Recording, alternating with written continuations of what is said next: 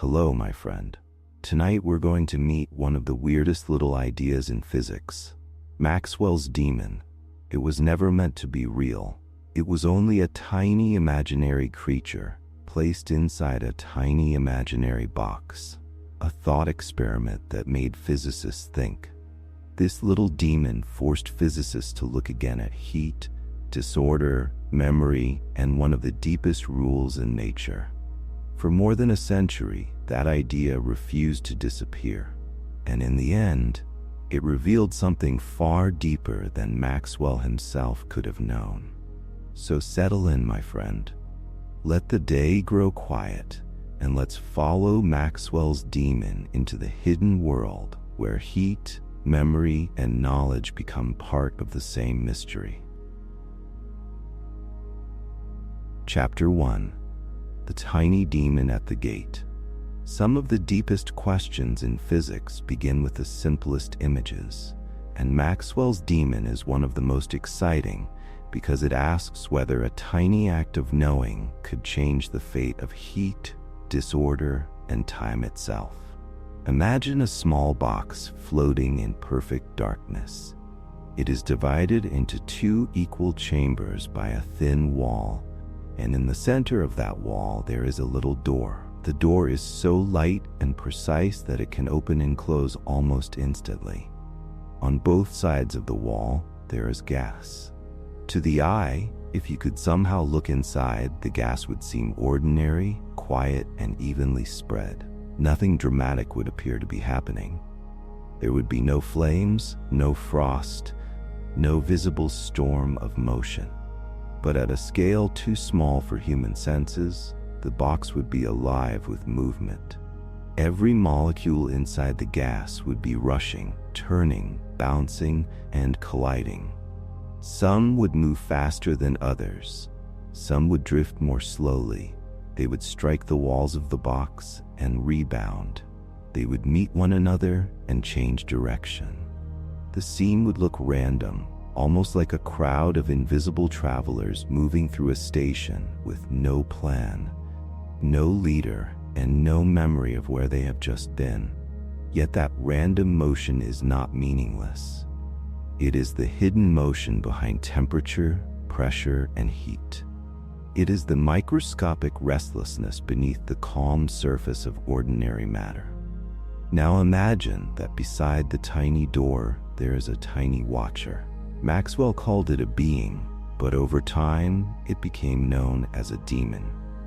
This name can sound dark or supernatural, but in physics the demon is not really a monster.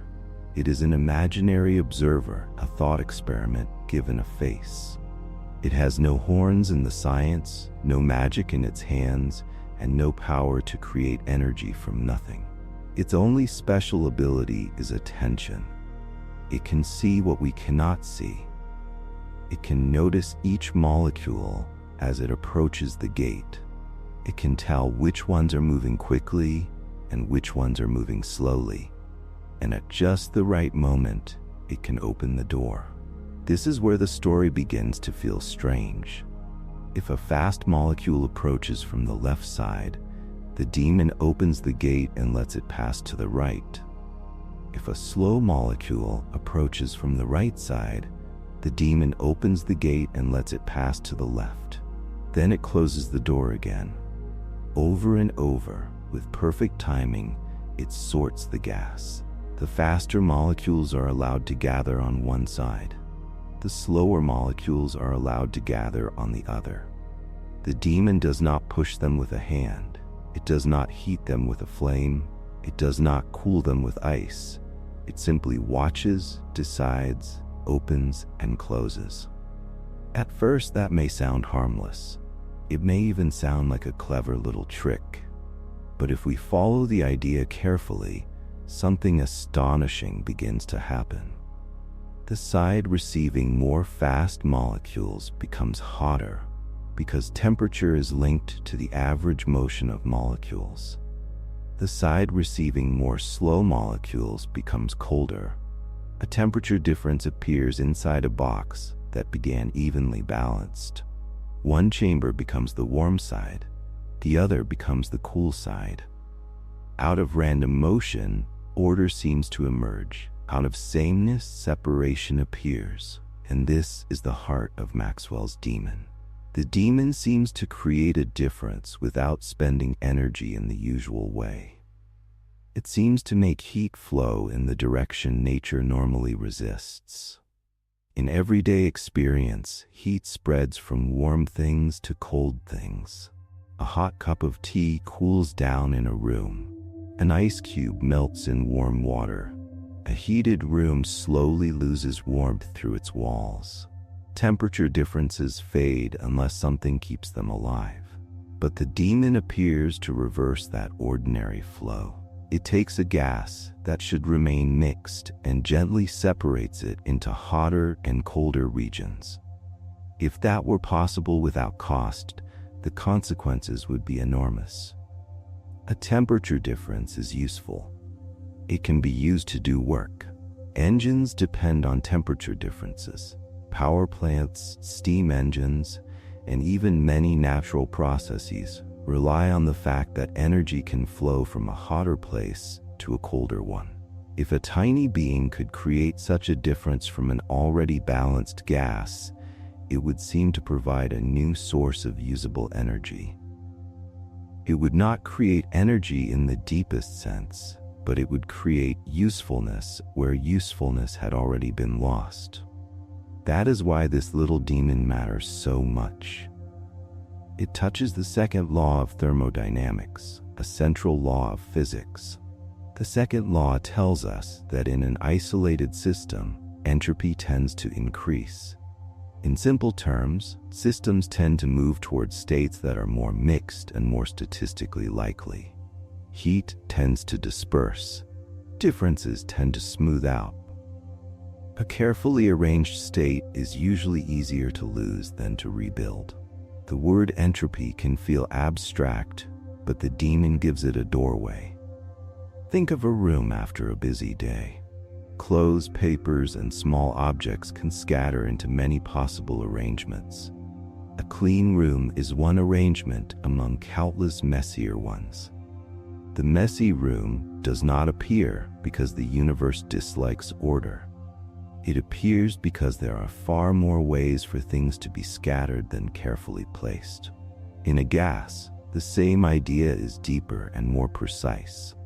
There are many more ways for fast and slow molecules to be mixed together than for them to be neatly separated by speed. So when Maxwell imagined a being that could sort molecules one by one, he was testing the meaning of the law itself. He was asking whether the second law was absolute in the same way as a simple conservation rule, or whether it had something to do with probability, knowledge, and the limits of observation. If a creature could see the microscopic details clearly enough, could it take advantage of fluctuations that ordinary eyes miss? Could it turn hidden information into visible order? This question is powerful because the gas itself is not still.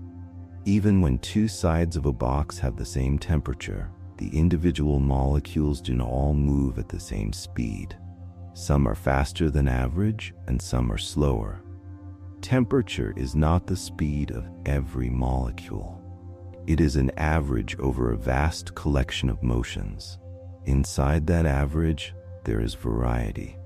The demon's imagined genius is that it does not see only the average. It sees the individuals. It sees the exceptions inside the crowd. For us, ordinary heat feels smooth. We touch a surface and call it warm or cold. We breathe air and feel it as a single temperature. But at the microscopic level, temperature is a kind of summary. It hides all the little differences between particles. Maxwell's demon lives inside those hidden differences. It stands at the gate between the world we feel and the world that actually moves beneath feeling. Its trick is to make the invisible details matter. This is also why the thought experiment is so beautiful. It does not begin with a complicated machine. What if someone could open the door only for certain particles? What if knowledge could replace force? What if observation could guide nature into a less likely arrangement? The entire paradox is contained in that tiny gate. Of course, no real demon sits inside a gas box. The point is not that physics needs a creature with eyes and hands. The point is that any device trying to do the same job would need some way to measure molecules, store information, and act on that information. A real version might be a microscopic machine, a sensor, or a controlled physical system. But the question remains the same. Can information be used to decrease entropy in one place without increasing it somewhere else? For a long time, Maxwell's demon seemed like a crack in the wall of thermodynamics. It suggested that perhaps the second law depended on our ignorance. Maybe heat only seemed to spread because we could not track every particle. Maybe disorder was partly a matter of perspective.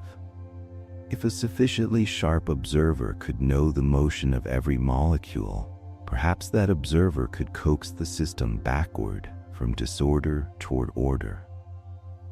Later physics did not simply dismiss the demon. The demon survived because it asked a serious question. The answer was not that Maxwell had made a silly mistake. The answer was that he had opened a door into a deeper layer of reality. To understand why the demon cannot truly win, physicists had to think carefully about measurement, memory, erasure, and the physical cost of information. They had to ask whether knowing something is itself a physical act. But for now, we can stay with the image. A tiny gate, a silent box, molecules flying invisibly through the dark. On one side, the faster ones slowly gather. On the other, the slower ones collect.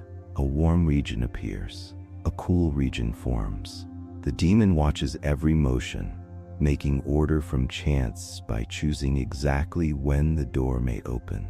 In that image, the paradox becomes almost gentle. It is a quiet challenge hidden inside matter itself. It asks whether the universe can be outwitted by attention. It asks whether the boundary between order and disorder might depend on what is known, what is forgotten, and what must be paid for the act of knowing. And as we begin this journey, there is no need to solve the mystery all at once. Let the little box drift in the mind for a moment, with its two chambers, its tiny gate, and its restless molecules moving softly in the dark. The day can loosen its grip now.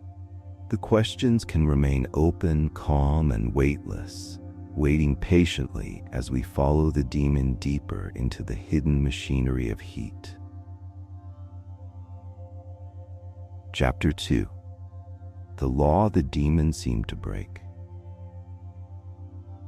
To understand why Maxwell's demon feels so unsettling, we first have to understand the quiet law it seemed to challenge. The law that gives heat, disorder, and everyday change their preferred direction. The second law of thermodynamics sounds technical at first, but it describes something everyone has already experienced. A warm drink cools when it sits on a table. A cold spoon warms in a bowl of soup. Perfume released in one corner of a room slowly spreads through the air. A neat pile of papers once scattered by a draft does not gather itself back into the same careful stack. These events feel ordinary because they match the direction in which nature usually moves. Differences soften. Concentrations spread. Useful arrangements become less useful unless something keeps maintaining them. The second law is often introduced through heat. Heat naturally flows from hotter objects to colder objects. If a hot stone is placed in cool water, energy moves from the stone into the water until both approach the same temperature. The stone loses some of its thermal energy, and the water gains some. The reverse process would be astonishing. We do not see a lukewarm stone suddenly become hot again while the surrounding water becomes colder by itself. Such a change would not break conservation of energy because the energy could still be counted. The problem is direction. The energy would be moving in a way that nature does not spontaneously allow. This is an important distinction. The first law of thermodynamics is about conservation. It tells us that energy cannot simply appear from nowhere or vanish into nothing. Energy can change form, pass from place to place, and become stored in different ways. The second law asks a different question. It asks what kinds of changes actually happen on their own. It gives physics a sense of direction. It tells us why some processes unfold easily, while their exact reversals are so unlikely that they might as well be impossible in ordinary life. This brings us to entropy, the concept at the center of the demon's challenge. Entropy is sometimes described as disorder, and that can be useful as a first image. A mixed state often has higher entropy than a neatly separated state. A room full of evenly spread air has higher entropy than air gathered only in one corner. A warm and cold object brought into contact move toward a shared temperature, and that final balanced state has higher entropy than the original separation of hot and cold. But entropy is deeper than messiness. It is connected to how many microscopic arrangements can produce the same overall appearance. Think of a gas inside a container. From far away, we describe the gas with simple words: temperature, pressure, volume. But underneath those smooth descriptions are countless particles moving in countless ways. Many different microscopic patterns can look like the same ordinary gas to us.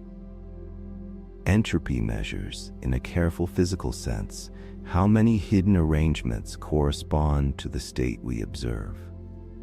A high entropy state is one that can be produced in many microscopic ways. A low entropy state is more special. It requires the particles to be arranged or moving in a more restricted pattern. This is why mixing is so natural. Imagine a container with warm gas on one side and cool gas on the other, separated by a barrier. When the barrier is removed, the particles spread and collide. Faster and slower particles exchange energy. After enough time, the temperature becomes more even. The final state is preferred because there are vastly more microscopic ways for energy to be shared than for it to remain neatly separated. The mixed, balanced state wins by probability. Probability is the quiet engine behind the second law. In a small system, strange fluctuations can happen. A few particles may briefly gather in an unusual way, but for a large system containing an enormous number of particles, the odds become overwhelming. The gas in a room does not all drift into one corner, leaving the rest empty, because that arrangement is fantastically unlikely compared with the number of ways the gas can remain spread throughout the room. The particles are simply moving, colliding, and exploring possibilities. Almost all of those possibilities look like an even spread. This makes the second law different from a simple rule of accounting. It is deeply reliable, yet statistical in nature. It speaks about what happens with overwhelming likelihood when many particles interact. That is why it can feel both gentle and absolute. On the scale of everyday life, the second law is so dependable that we build entire technologies around it. Engines, refrigerators, power stations, chemical reactions, weather patterns, and living bodies all operate within its limits. Yet beneath that dependability is the mathematics of many possible arrangements. The law also explains why usable energy matters. energy can be present and still be unavailable for useful work. A warm ocean contains a huge amount of thermal energy, but if everything around it is at the same temperature, that energy cannot easily be turned into motion or electricity. To extract work, a system usually needs a difference, a hot region and a cold region, a pressure difference, a chemical imbalance, a height difference in a gravitational field. Differences are sources of possibility. When differences fade, the total energy may remain, but its usefulness decreases. This is why heat engines need a hot side and a cold side. A steam engine, for example, depends on energy flowing from a hotter region toward a cooler region. Some of that flow can be guided into useful work, but no engine can convert all heat into work while leaving everything else unchanged. The second law sets a boundary around what machines can do. It explains why perfect engines are impossible and why every real process leaves some trace of irreversibility. Irreversibility is one of the most familiar faces of the second law.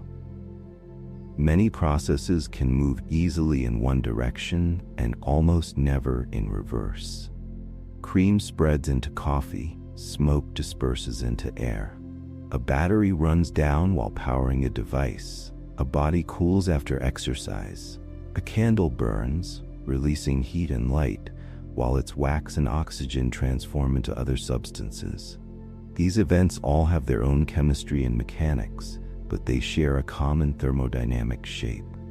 They move from a more constrained arrangement toward a more spread out one.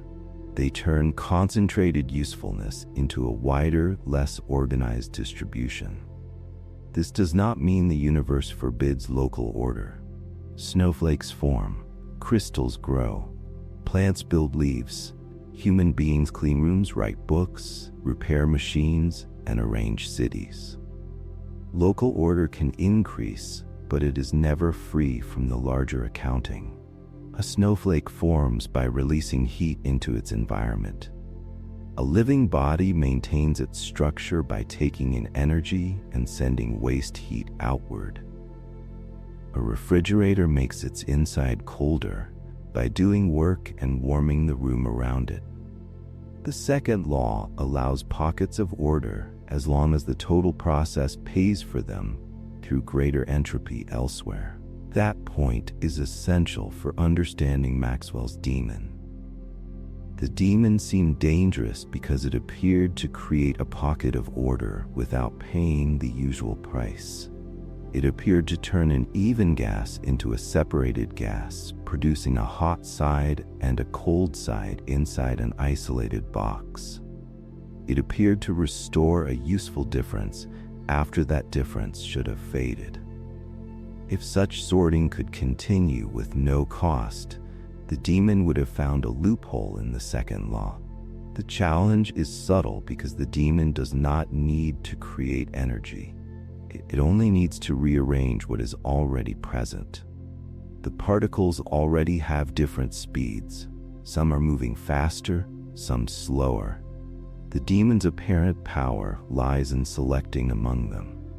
By allowing certain particles to pass and others to stay, it seems to transform random microscopic variation into macroscopic order. A difference that was hidden in the crowd becomes a visible temperature difference between the chambers. That is why the paradox disturbed physicists for so long.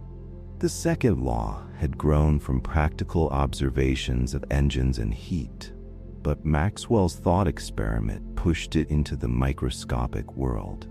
It asked whether the law was truly a law of nature or a rule about what happens when observers lack perfect information. If the demon could see every particle and act with perfect timing, maybe it could do what ordinary systems cannot. Maybe entropy increase was connected to ignorance. This does not make the second law weak. It makes it profound. The law reaches into the relation between the visible and the invisible, between the average behavior we measure and the microscopic details we cannot follow. The demon seemed to break the law because it stood exactly at that boundary. It knew more than a human observer. It acted on details that temperature alone hides. For now, the important idea is simple. The second law says that isolated systems tend toward states that are more probable, more mixed, and less able to provide useful work. Heat spreads from hot to cold. Differences fade unless maintained. Entropy tends to rise because there are more ways for matter and energy to be spread out than carefully arranged. Maxwell's demons seem to threaten this pattern by using knowledge to rebuild a difference from microscopic motion. But the law does not vanish. It waits patiently for the full story to be counted. The gas, the gate, the demon's memory, and the surrounding world must all be included before the final answer appears. And as we move toward that answer, we can let the idea settle gently. The universe has a direction, but that direction is written in probabilities, hidden motions, and the quiet fading of differences. So if the day has felt scattered, there is something peaceful in this law as well. Heat spreads, motion softens, and sharp differences slowly relax into balance. You can let your thoughts do the same for a while, loosening into the dark as the demon waits beside its tiny gate. Chapter 3. Why hot and cold are really motion.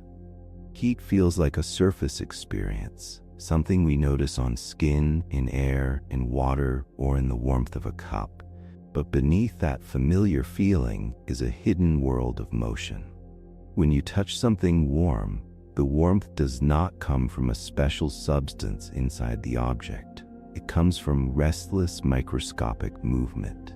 Atoms and molecules are never perfectly still under ordinary conditions. In a gas, they fly freely through space until they collide. In a liquid, they slide, jostle, rotate, and pull against one another.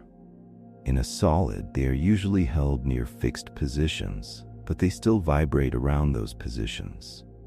Every material has its own internal dance, and temperature is one way of describing the intensity of that dance. This idea can feel surprising because heat seems smooth to human senses. A warm room does not feel like a storm. A metal spoon does not look as if anything inside it is moving. A glass of cool water appears calm, even though its molecules are constantly shifting and colliding. Our senses are built for the world of large objects, so they compress countless microscopic events into one simple feeling: warm, cool, hot, cold. Physics opens that feeling and shows the motion underneath. In a gas, the connection between temperature and motion is especially clear. Gas molecules are separated by empty space compared with their own size, and they travel in straight paths until they strike another molecule or the wall of their container. Each collision changes direction and shares energy. Some molecules speed up, others slow down. The whole collection becomes a constantly changing crowd, with no single molecule representing the temperature by itself. This is important. Temperature is not the speed of one particle. It is related to the average kinetic energy of many particles, where kinetic energy means energy of motion. In a warmer gas, the molecules have a higher average energy of motion. In a cooler gas, they have a lower average energy of motion. The word average matters because there is always a spread. Even in a gas at a steady temperature, some molecules move slowly, some move near the middle of the range, and some move much faster than the rest. That spread of speeds is one of the reasons Maxwell's demon seems so clever. If every molecule in a gas moved at exactly the same speed, the demon would have little to choose from. but real gases at ordinary conditions contain a distribution of speeds. The temperature tells us the general level of motion, while the individual molecules still differ from one another. The demon's imagined power comes from noticing those differences one molecule at a time. To see why this matters, imagine a quiet room full of people walking in every direction. From high above, you might describe the crowd with an average walking speed. But if you watched closely, you would see that some people are moving quickly, some slowly, some stopping for a moment, some turning sharply after contact with others. The average tells you something real, but it hides the individual variation. A gas is similar, except the crowd is made of molecules, and the motion is far faster and more chaotic than anything visible in a room. The words hot and cold are therefore labels for patterns of motion. A hot gas is not hot because every molecule is racing at the same pace. It is hot because the average energy of molecular motion is higher. A cold gas is cold because that average is lower. But within each gas, there are always faster and slower members of the crowd. This is the microscopic opening that Maxwell placed his demon beside. Collisions are what make the story stable. If fast and slow molecules never collided, the gas would never settle into the ordinary behavior we expect. But they do collide, and with each collision, they exchange energy and momentum. A very fast molecule may strike a slower one and give up part of its energy. The slower molecule may leave the encounter moving faster than before. After enormous numbers of collisions, the gas reaches a balanced statistical pattern. The individual motions remain random, but the overall distribution becomes steady. This is why temperature can be measured at all. A thermometer does not track every molecule in the room. It comes into contact with the material around it and exchanges energy with it. The particles in the thermometer begin to respond to the average motion of the particles outside. Eventually, the thermometer and its surroundings reach thermal equilibrium, meaning there is no net flow of heat between them. The thermometer then gives a reading that represents the shared thermal state. Thermal equilibrium can sound passive, but microscopically it is full of activity. Molecules are still moving. Energy is still being exchanged in tiny collisions. The balance lies in the absence of a preferred direction for energy flow. On average, the thermometer is no longer gaining more energy than it gives back. This is why an object at room temperature is not motionless. It is simply in balance with its surroundings. The same principle helps explain heat flow. When a hot object touches a cold one, the particles in the hotter object usually have more energy of motion on average. Through collisions and interactions at the boundary, energy is passed into the colder object. The warmer side loses some internal energy. The cooler side gains some. The process continues until the average motion becomes more similar across both objects. That is why heat naturally moves from hot to cold in everyday conditions. In solids, the picture changes in form but not in spirit. The atoms in a solid are often locked into a structure, especially in a crystal, but they are not frozen in place unless we are speaking loosely. They vibrate. When one region of a solid is heated, its atoms vibrate more strongly. Those vibrations influence neighboring atoms and energy passes through the material. This is thermal conduction. A metal spoon in hot soup warms along its length because microscopic motion is being transferred through the solid structure. Liquids add another layer. Their molecules stay close together, but they can move past one another. Heat can spread through molecular interactions, and warmer regions can also physically move through the liquid. This motion of warmer and cooler regions is part of convection. It is why heated water in a pot begins to circulate. The microscopic motion becomes connected to larger flowing patterns, but the root is still the same: energy stored in movement and interaction. The human body senses temperature through its own physical changes.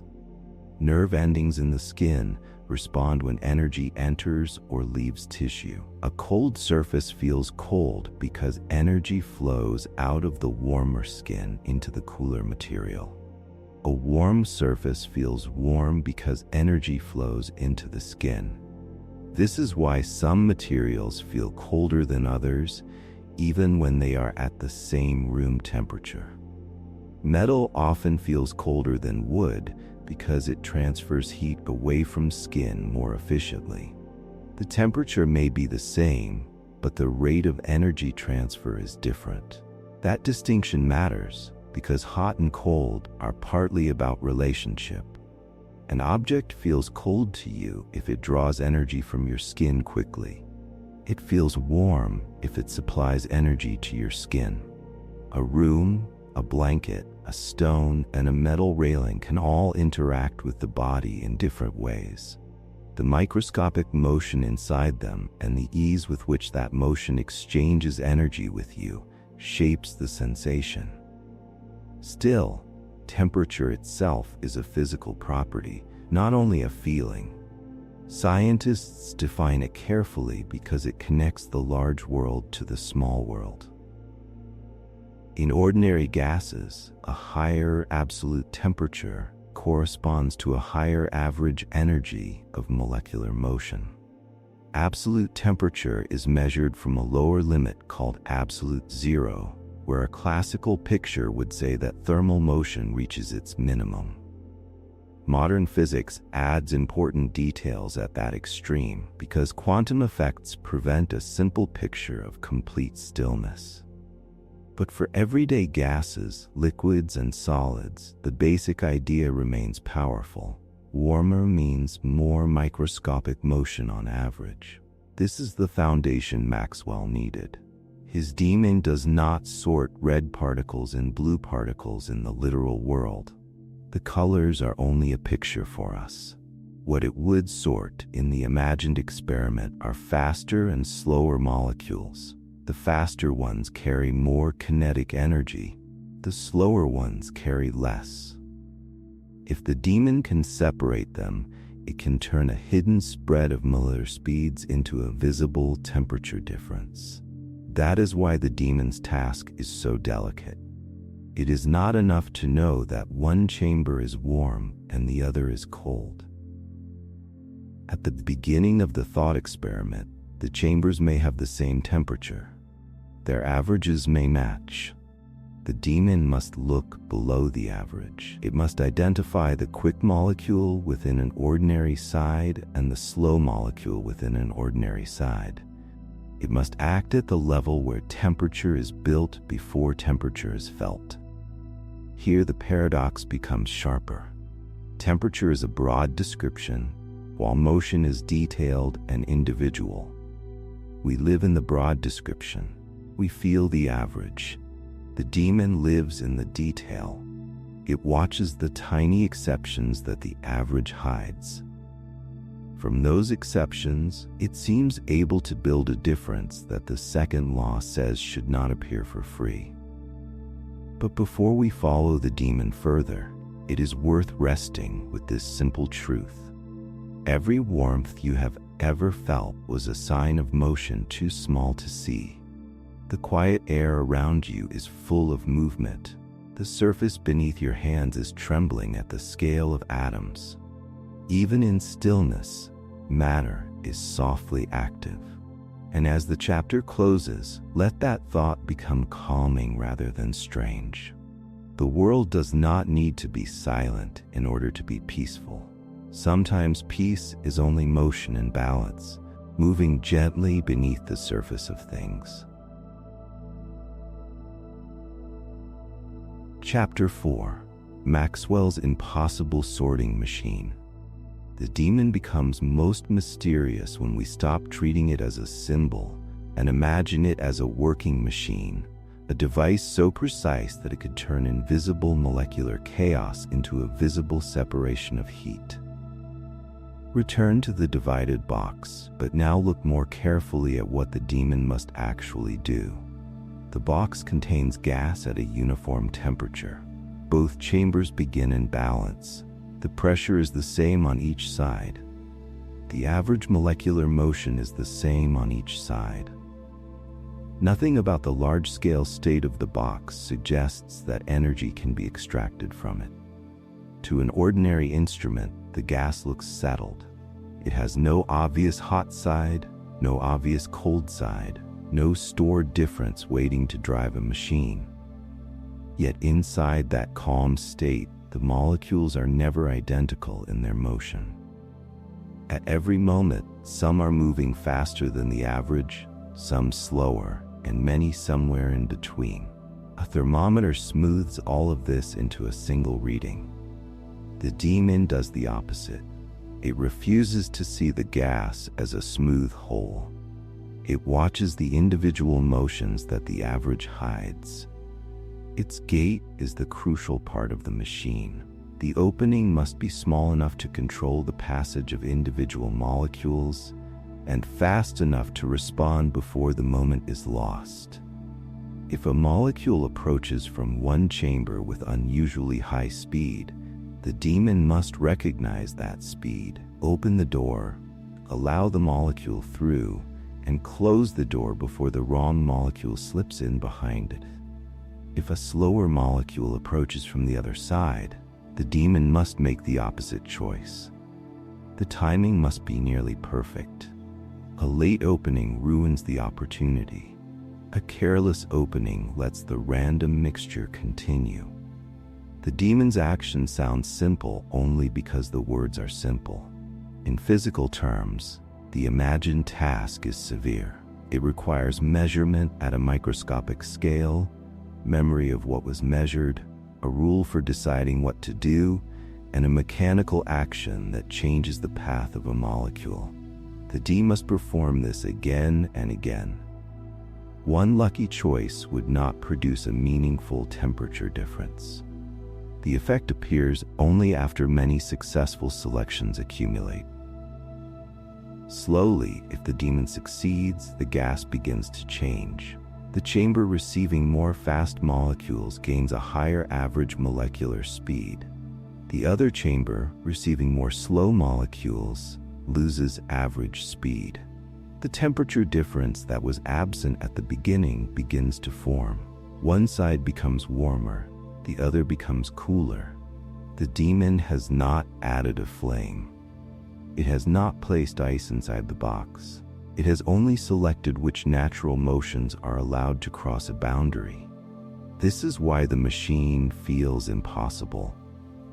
It seems to use a door as though the door were a pump, moving energy into a more useful arrangement without paying the ordinary cost of pumping. In a refrigerator, cooling one region requires work. A motor drives a cycle that removes heat from the cold interior and releases more heat into the surrounding room. The process is allowed because energy is spent. The demon appears to get the cool side and warm side without that obvious payment. The apparent result is a thermodynamic treasure. A temperature difference can do work. If one side of the box becomes warmer than the other, the two sides could in principle be connected to an engine.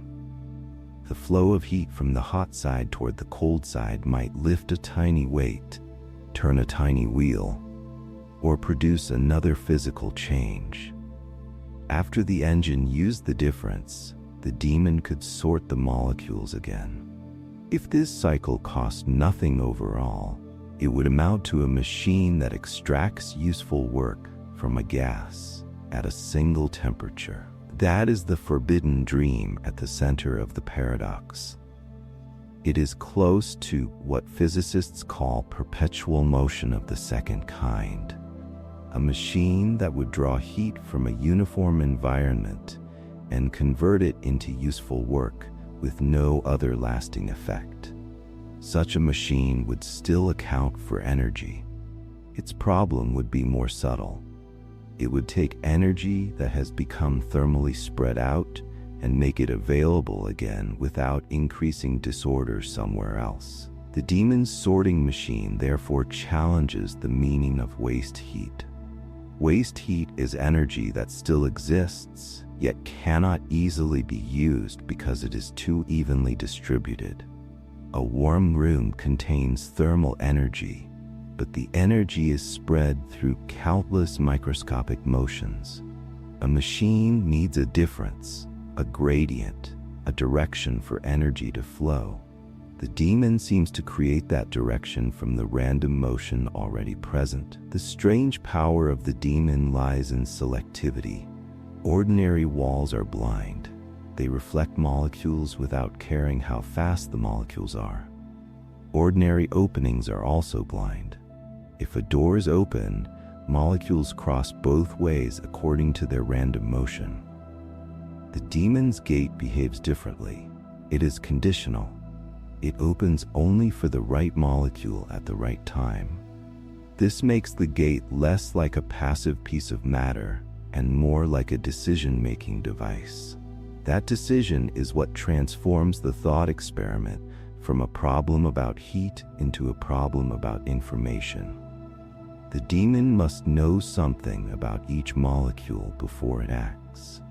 It must distinguish faster from slower. It must compare the molecule's motion with the sorting rule. It must link the observation to the gate. The whole machine depends on a chain that begins with information and ends with physical change. At first glance, one might think the gate itself could be made perfectly delicate, so that opening and closing it requires almost no energy. Maxwell's original challenge gains force from this possibility.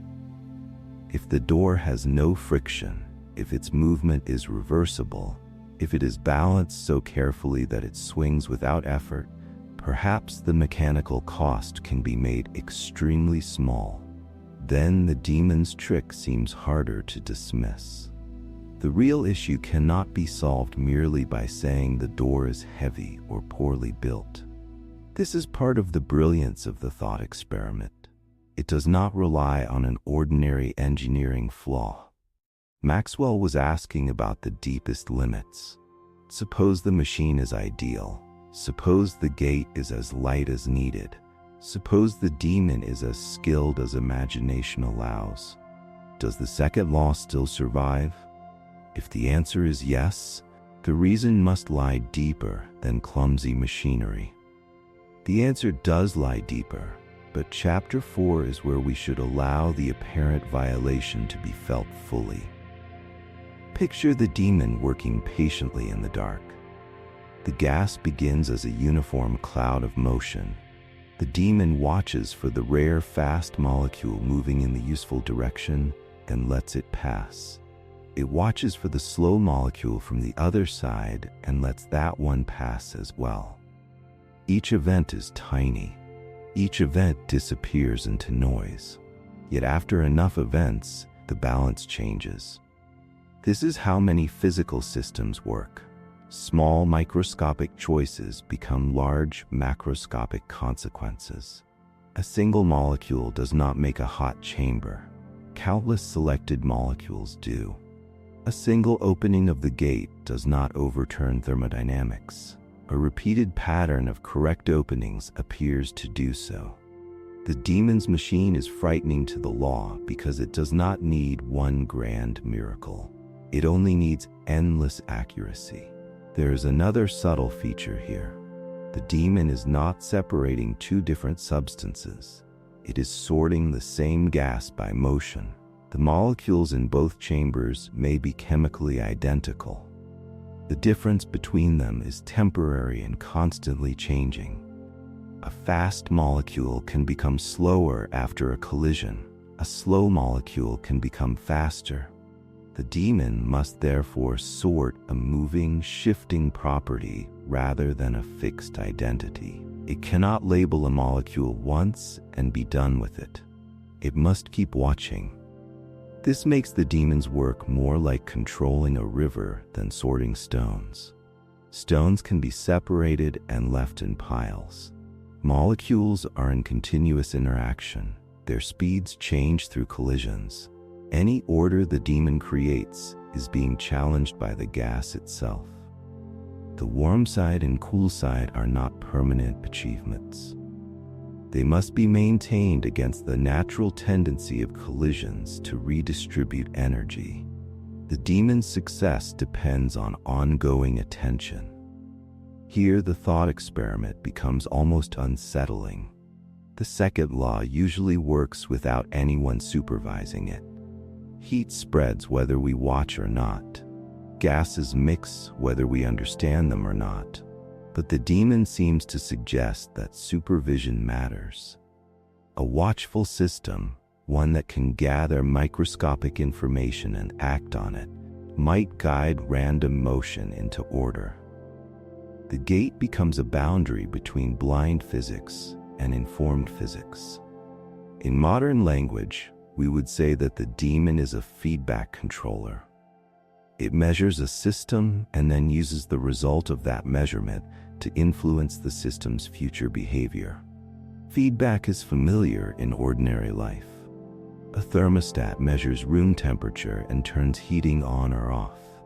A person steering a bicycle senses balance and adjusts direction. Maxwell's demon is an extreme microscopic version of that idea. It measures a molecule and changes the gate in response. The sorting machine is impossible only when the full accounting is done. The gas alone appears to lose entropy. The total story must include the demon, its memory, its measurements, the physical gate, and the environment. But before that resolution arrives, the apparent machine deserves respect. It is one of the most elegant traps in physics. It tempts us to believe that careful knowledge might be enough to reverse the ordinary direction of heat. And for a moment, we can simply hold the image without forcing the answer. A tiny gate opens and closes in the darkness. Molecules pass through one by one. Warmth gathers softly on one side, coolness on the other. The machine seems impossible, yet its logic is calm and precise. Let the scene slow down in your mind, and let the days slow with it until even the motion of molecules feels distant, gentle, and ordered. Chapter 5: The Universe That Forgets Its Own Order. The strange lesson behind Maxwell's demon is that the universe does not simply contain energy. It contains arrangements, patterns, and differences that can slowly fade until they can no longer do anything useful. Think of a footprint in soft sand. For a short time, it holds the shape of a foot. The grains are arranged in a special way, with ridges, pressure marks, and a clear outline. Then one passes over it. More grains fall in, the edges soften. After enough time, the shape disappears into the beach. Nothing magical has happened to the sand. The grains still exist, the matter is still there, but the special arrangement has been lost. Thermodynamics often feels abstract because it speaks in terms of heat, energy, and entropy. Yet at its heart, it is also about the fading of special arrangements. A warm object beside a cool object is a special arrangement. Gas compressed into one side of a container is a special arrangement. A wound spring, a charged battery, a stack of dry wood, and food stored inside a living body are all examples of energy held in forms that can still drive change. They carry differences that can be used. When those differences spread out, the energy does not vanish. It becomes less able to do work. The footprint is still made of sand after it fades. A cooled cup of tea still contains energy in the motion of its molecules. A dead battery still contains matter and energy. But the arrangement that made action possible has been reduced. This is one of the quiet meanings of entropy. The world tends to move from special, constrained arrangements toward broader, more common ones. The word forgetting is only a metaphor, but it is a useful one. The universe has no mind that remembers the way things used to be. Yet many physical processes erase the visible traces of earlier order. A drop of ink in water begins as a small dark shape. At first, the water remembers where the ink entered. You can see the history in the pattern. Then the molecules spread through random motion and gentle currents. The sharp shape becomes a cloud. The cloud becomes a tint. Eventually, the original location becomes impossible to recover by looking at the water. The information was not destroyed in a simple mystical sense, but it became scattered into tiny details no ordinary observer could gather back. This is what happens when order becomes hidden in microscopic complexity. In principle, every molecule follows physical laws. In practice, the exact motions become too tangled to reverse. To make the ink drop return to its original shape, every water molecule and every ink molecule would need the right position and motion at the same time. A tiny error would spoil the reversal. The past state is allowed by the laws of motion, but it is buried under a vast number of more likely states. This helps explain why time feels as though it has an arrow.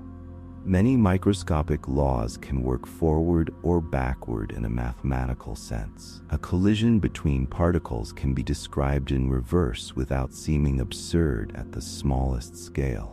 But the large world behaves differently. Eggs crack more easily than they reassemble. Smoke spreads more easily than it gathers. Warmth disperses more easily than it concentrates. The direction we notice comes from the growth of entropy and from the fact that large systems have so many more ways to be mixed than carefully arranged. A broken glass is a familiar example. Before it breaks, its atoms form a very particular structure. After it falls, the fragments can lie in countless possible arrangements. The reverse process, where shards leap together and rebuild the glass, does not violate the basic accounting of matter or energy in the simplest sense. The atoms are still available. The energy could be imagined in reverse. But the required coordination is so fantastically specific that it never occurs in ordinary experience. The broken state is easy to reach because many pathways lead there. The restored state demands a rare alignment of motion, energy, and structure. This same principle applies to heat. When heat spreads through a room, it leaves fewer useful differences behind. At first, there might be a hot radiator and cooler air. Energy flows outward. Air currents carry warmth. Walls, furniture, and skin exchange energy with the surroundings. After a while, the room becomes more even. That evenness may feel comfortable, but from the viewpoint of engines and work, it means that one useful difference has been softened. The energy has become more widely shared. Maxwell's demon matters because it seems to interrupt this forgetting. It seems to look at a mixed gas and recover a hidden pattern from it. Fast and slow molecules are intermingled, but the demon sees them individually. It tries to turn the scattered details of molecular motion into a new large-scale separation. In a sense, the demon tries to make the gas remember an order it no longer visibly has. That is why Chapter 5 must step back from the little gate and look at the wider universe. Everywhere around us, order appears and disappears. Stars form from clouds of gas under gravity. Planets cool from molten beginnings. Weather systems organize into spirals. Living cells maintain delicate chemical patterns. Human beings build houses, write music, and arrange thoughts into language. Order is real, and physics does not deny it. The deeper point is that lasting order requires conditions, energy flow, and a larger environment into which waste heat and disorder can be sent. A living body is a beautiful example. It keeps itself far from equilibrium. It holds temperature, repairs tissues, builds proteins, moves fluids, and maintains chemical differences across tiny membranes. This is not a violation of thermodynamics. The body survives by taking in organized energy from food and oxygen, transforming it, and releasing heat and waste into the world around it. Local order is maintained because the larger process increases entropy elsewhere. Life is not outside the second law. Life is one of the most intricate ways the second law is expressed. The same is true of human technology. A refrigerator creates a cold interior, but it warms the room outside and requires energy to run. A computer produces useful patterns of information, yet it releases heat. A factory shapes raw materials into carefully designed objects, but the process consumes fuel, electricity, and organization from other places. Every pocket of order sits inside a wider exchange. The universe allows order, but it asks for payment in the form of energy flow and entropy increase beyond the ordered region. This is why the phrase "a universe that forgets its own order" should be understood gently. It does not mean that everything instantly becomes chaotic. The universe can build stars, galaxies, crystals, oceans, minds, and machines. Gravity can gather matter into magnificent structures. Chemistry can create stable patterns. Biology can preserve information across generations. But these structures exist within a larger thermodynamic story. They are islands of pattern in a sea of exchange. They endure by drawing on differences around them and by sending dispersed energy back into the world. Even stars, the great engines of the cosmos, follow this pattern. A star shines because it contains a powerful difference between its dense, hot interior and the colder space around it. Deep inside, nuclear reactions release energy. That energy travels outward and eventually escapes as light and heat. The star creates structure around itself: light, warmth, weather on nearby worlds, and perhaps conditions for life. Yet the star is also spending a store of usable energy. It is gradually transforming a concentrated source into radiation spread across space. On the largest scales, thermodynamics gives the universe a kind of memory loss. Early conditions allowed matter and energy to form structures and differences. Over cosmic time, stars burn fuel, black holes grow and radiate in subtle ways, particles scatter, and energy becomes more widely diluted. The far future suggested by standard cosmology is not a sudden collapse of meaning, but a slow reduction of available differences. If nothing interrupts the trend, the universe moves toward a colder, quieter condition where useful gradients become rarer. Maxwell's demon stands against that background as a tiny rebel. It seems to say that if one could only observe carefully enough, perhaps lost usefulness could be restored. Perhaps microscopic disorder is not truly lost, only unnoticed. Perhaps the right watcher at the right gate could turn hidden motion back into visible order. The beauty of the paradox is that this idea is partly right in spirit. Information does matter. Hidden details can have physical value. Knowing the state of a system can allow action that would otherwise be impossible. But the lesson is incomplete until we ask how that knowledge is acquired, stored, used, and erased. The universe may forget its order, but any creature or machine that tries to remember must itself become part of the thermodynamic accounting. So the demon's challenge becomes deeper than a trick with gas. It asks whether memory can fight entropy and whether knowledge can restore usefulness without cost. It asks whether the fading of order is final, or whether some of it can be gathered back by intelligence, measurement, and control. These questions lead us toward the next part of the story, where the demon's real secret is revealed. For now, let the thought become quiet. Around you, warmth is spreading, air is settling, and the small disturbances of the day are losing their sharp edges. The universe does not hold every pattern forever, and perhaps that can feel peaceful too. Some arrangements fade because they are allowed to fade. Some tensions soften because they no longer need to be kept. Chapter 6. The Demon's Secret Weapon: Information.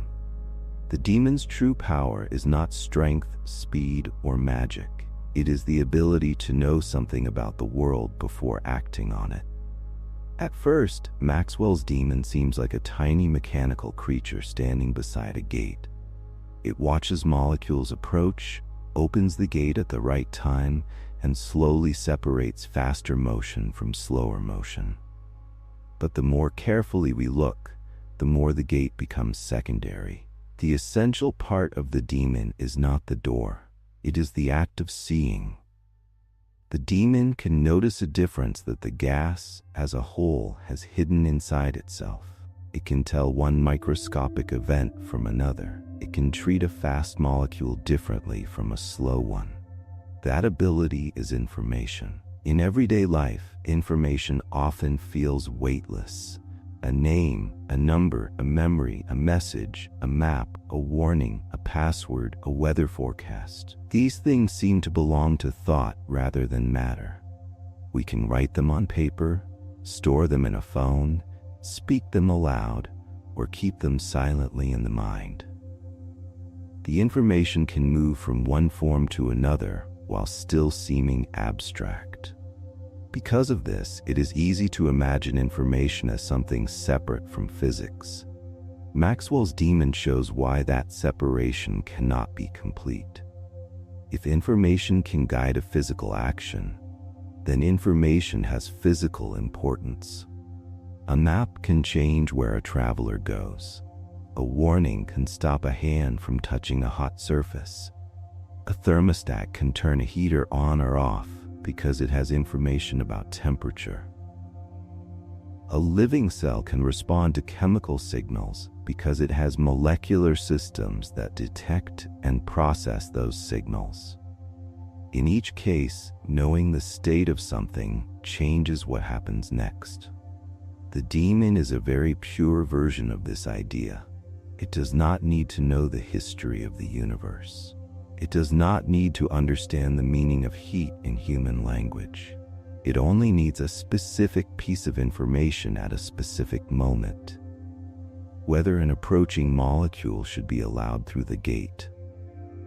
That single distinction is enough to make the demon dangerous to thermodynamics. The molecule's speed becomes a message. The gate's motion becomes a response. Information, in this sense, can be understood as a reduction of uncertainty. Before the demon observes a molecule, there are several possibilities. The molecule might be fast, slow, moving in one direction, or moving in another. After the demon measures it, some uncertainty is removed. The demon now has a sharper description of the situation. It can use that description to choose an action. The power comes from the link between measurement and response. This link is called feedback in many areas of science. A system measures something about its surroundings or about itself, then changes its behavior based on the result. Feedback does not have to be conscious. A thermostat has no thoughts, but it compares the room's temperature with a setting and controls the heating. The pupil of the eye changes size in response to light. The body adjusts sweating and blood flow as temperature changes. Machines, organisms, and physical systems can all use information to regulate what happens. Maxwell's demon is feedback pushed to the microscopic limit. It observes the small world directly and uses each observation to control a tiny gate. That is why the demon feels more like an intelligent process than a simple object. A normal wall reflects molecules without preference. A normal opening allows particles to pass according to random motion. The demon's gate responds to knowledge. Its behavior depends on what has just been learned. This is the point where information begins to look like a resource. A resource is something that can be used to produce a change. Fuel is a resource because it can release energy. A pressure difference is a resource because it can drive motion. A temperature difference is a resource because it can power an engine. The demon's information is strange because it does not look like fuel at first. It does not glow, burn, push, or pull. Yet, it allows the demon to create a useful separation from microscopic details. Consider a simple everyday example. Imagine two identical boxes on a table.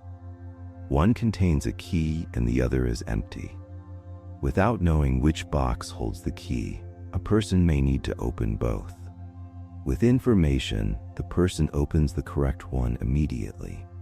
The information did not create the key. It did not add energy to the room. It changed the efficiency of action by removing uncertainty. Maxwell's demon works in a similar spirit, though at a far deeper physical level. It does not create the fast molecules. It knows where they are and uses that knowledge. This is why the demon's secret weapon is subtle. The gas already contains a hidden variety of molecular speeds. That variety is ordinary. By itself, it does not create a hot chamber and a cold chamber. The demon turns that variety into order by making selective choices. Information becomes the bridge between microscopic randomness and macroscopic structure. But there is a catch, and it is one of the most important ideas in modern physics. Information cannot be used by a physical system unless it is represented physically. A memory must be stored somewhere. A measurement must leave some trace. A decision must be carried by matter, energy, or a physical state.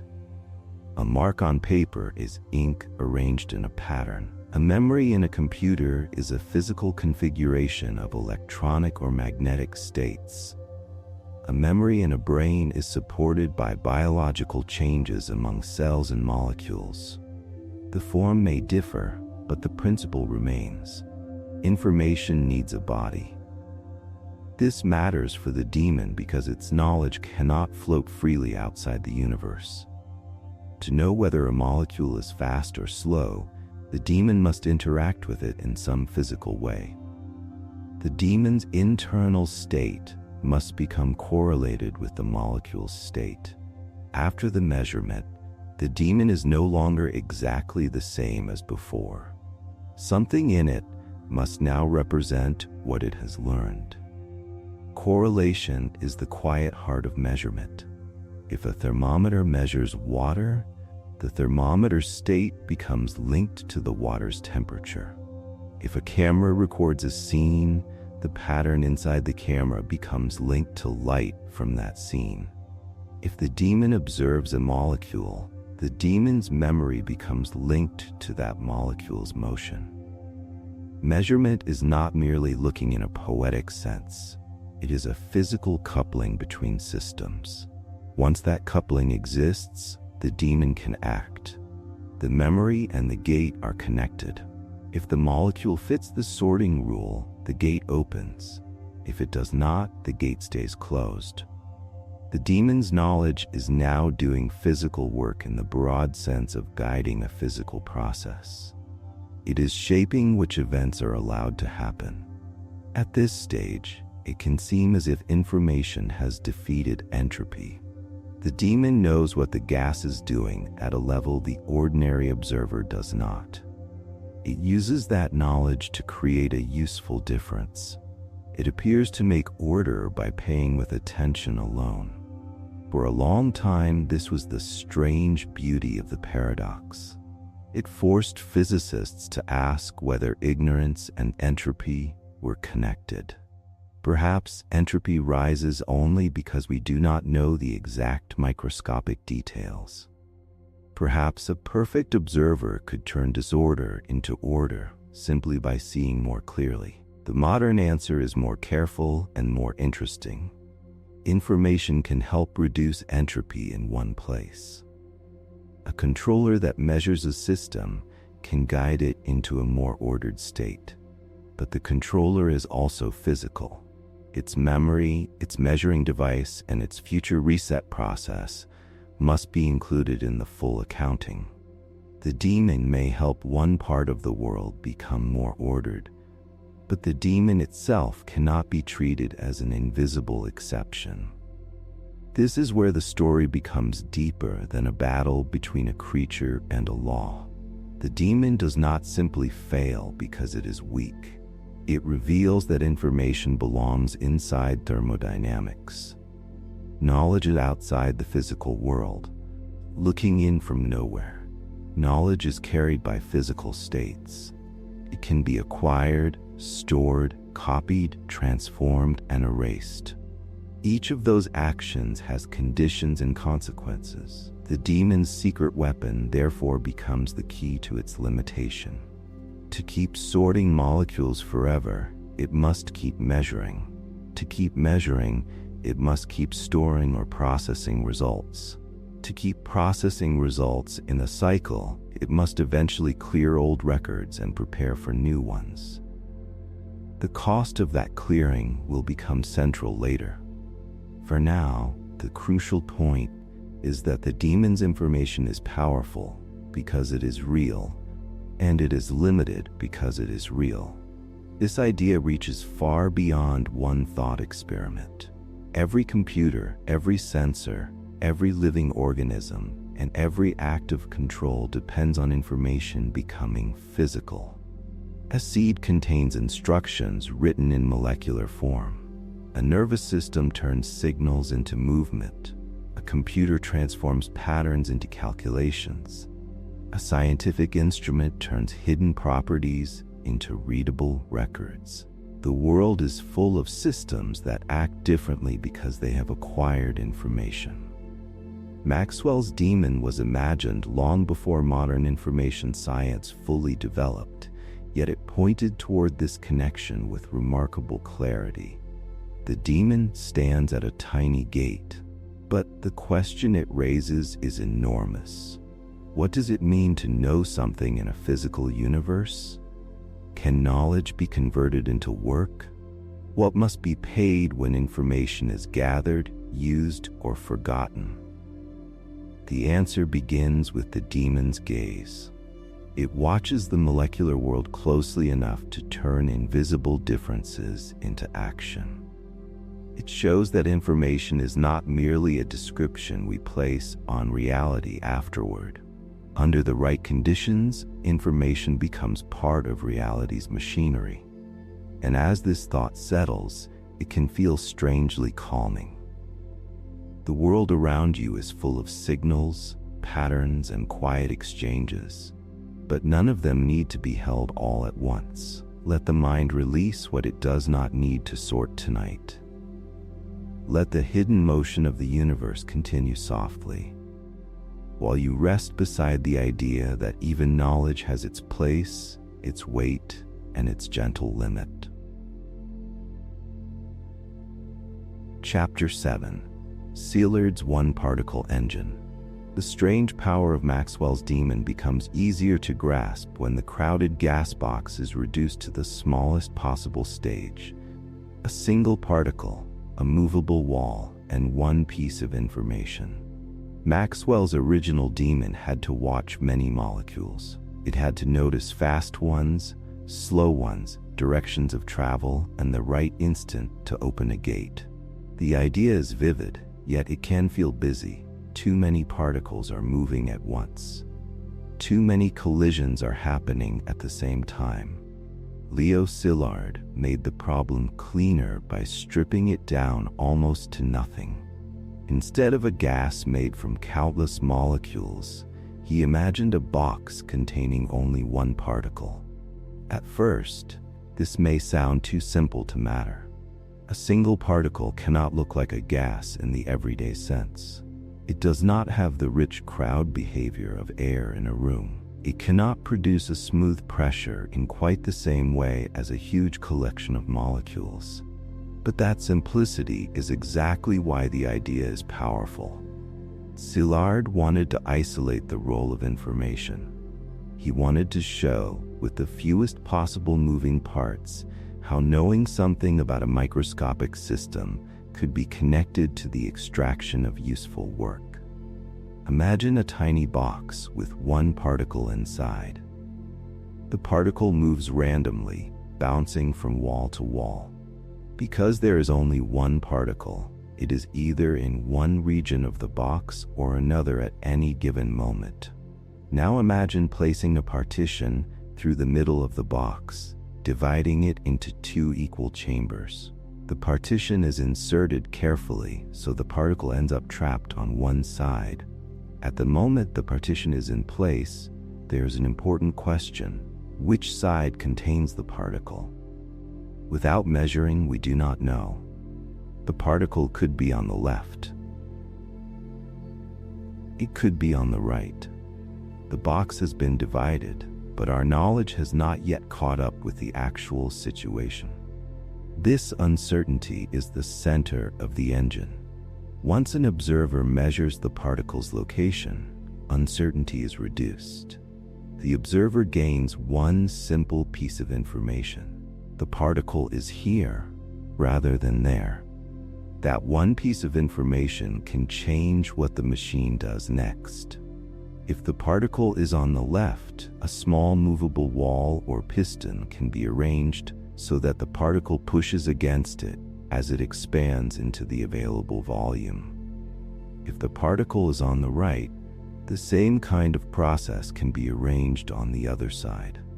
In either case, the machine uses the knowledge of the particle's location to let the particle push a boundary and perform work. The random motion of the particle becomes directed into a useful mechanical effect because the observer knows where to place the moving part. The point is subtle. The particle already had thermal motion. It was already bouncing inside the box. But random bouncing by itself does not automatically lift a weight or move a piston in a controlled way. The information about the particle's location allows the engine to connect that random motion to an organized process. Knowledge becomes the difference between undirected motion and usable work. This is why Szilárd's engine is often treated as a sharper version of Maxwell's demon. Maxwell's demon sorts many particles by speed. Szilárd's engine uses the position of one particle. The dramatic fire and ice image disappears, but the deeper question becomes clearer. How much can be gained from knowing one binary fact about a physical system? The particle is on this side rather than the other side. The answer is small, but it is real in the idealized model. A single bit of information can be linked to a definite amount of extractable work under the right conditions. The word bit simply means a choice between two alternatives, left or right, yes or no, open or closed. In Szilárd's engine, the bit is the answer to the question of where the particle is after the partition has been inserted. This is a quiet but profound shift. Information is no longer only a description written in a notebook. It becomes something that can enter a physical cycle. It can guide a machine. It can decide how thermal motion is converted into work. To follow the cycle gently, imagine the process step by step as a continuous story. The particle begins in the full box, moving freely. A partition is placed in the center, dividing the box into two equal halves. A measurement reveals which half contains the particle. The machine then uses that knowledge to attach or release a movable boundary in the correct way. The particle's collisions push the boundary outward, and as it expands, it can do a small amount of work. After the expansion, the partition can be removed, and the box is again available for another cycle. On the surface, the engine seems almost miraculous. It appears to draw work from a system that has only one heat reservoir, one surrounding temperature, and one wandering particle. It seems to turn thermal randomness into directed usefulness by asking a simple question and acting on the answer. If that could be repeated without any hidden cost, it would be a direct threat to the second law of thermodynamics. Szilárd's genius was to make the threat precise. Maxwell's demon could be pictured as an intelligent creature, which made it tempting to blame the paradox on vague ideas about mind or life. Szilárd replaced the creature with a physical cycle. The observer does not need personality. The engine does not need imagination. What matters is measurement and control. Once the machine knows which side the particle occupies, it can choose the right operation. This gives us a new way to understand what measurement means. Measurement is not merely passive noticing. In physics, a measurement creates a correlation between the measuring device and the system being measured. Before the measurement, the device has no record of the particle's side. After the measurement, some part of the device carries that record. The state of the device and the state of the particle now match in a useful way. That match is what allows the next action to be chosen correctly. The engine therefore depends on correlation. A blind machine that does the same thing every time cannot reliably extract work from the particle's location. Sometimes it would choose the correct side, sometimes the wrong side. The useful effect would vanish when averaged over many attempts. A machine with information can adapt. It behaves differently depending on what the measurement reveals. That adaptive behavior is the heart of the engine. This is also why Szilárd's engine helps connect thermodynamics to computation. A computer is a physical system that stores and transforms information. It changes its internal state according to rules. Szilárd's engine does something similar in a very simple form. It takes an input, the particle's position, and produces an action, the correct expansion process. It turns a physical record into a physical outcome. At this point, it is tempting to say that information is a kind of fuel. That image can be useful, but it must be handled carefully. Information does not replace energy. The particle's thermal motion and the surrounding heat bath are still involved. The engine does not create energy from nothing. Instead, information determines how energy already present in microscopic motion can be channeled. It selects a pathway through which random motion can produce organized work. This distinction matters.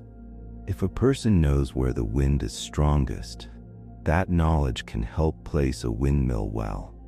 The knowledge does not create the wind, it makes the wind more useful. If a sailor understands currents, the boat can move more effectively. The knowledge does not create the ocean, it guides an interaction with it. Szilárd's engine is far smaller and more idealized, but the structure is similar. Information improves the ability to extract usefulness from a physical situation. The unresolved question is where the accounting closes. If the engine gains work from one bit of information, what happens to the device that acquired and stored that bit? Can the same memory be used forever? Can the observer keep measuring new cycles without accumulating records? To repeat the engine, the measuring system must be returned to a ready state. It must be prepared to record again. That need for renewal is where the next part of the story begins. For now, the important lesson is that Szilárd transformed Maxwell's demon from a mysterious watcher into a simple engine of information. He showed that the demon's secret was not hidden in claws, intelligence, or fantasy. It was hidden in a measurement.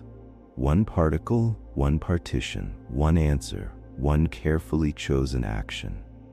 From that tiny structure, an enormous idea emerged. Information can have thermodynamic value. There is something quietly beautiful about this reduction. A paradox that began with countless invisible molecules can be placed inside a small box with a single moving particle. The universe does not always need complexity to reveal depth. Sometimes one small question is enough. Which side is it on? And with that question, physics begins to hear the soft machinery connecting knowledge, heat, and work. As this chapter settles, imagine the tiny particle moving in its little box, not as a source of tension, but as a gentle rhythm. It crosses, rebounds, waits, and moves again. The mind can do the same tonight, drifting between questions without needing to solve them all at once, letting each thought become lighter as the engine grows quiet. Chapter 8. The Price of Forgetting. The demon's loophole begins to close when we notice that every act of knowing leaves a trace, and every trace must eventually be dealt with. In the earlier version of the story, the demon seemed almost weightless. It watched a molecule, learned something about its motion or position, and used that knowledge to guide a gate or a tiny engine. The gas became more ordered. A useful difference appeared.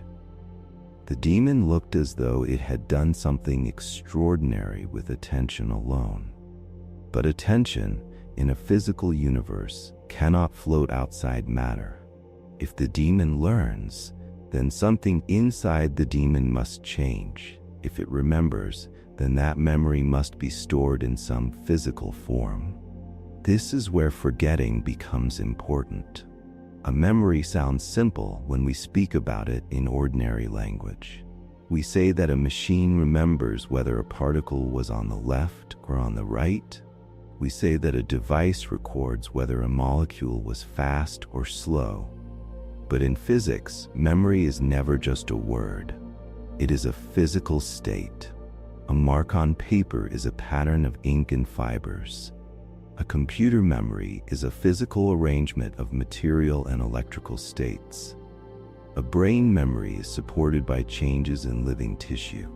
Even the most delicate imaginary demon needs some physical condition that represents what it has learned.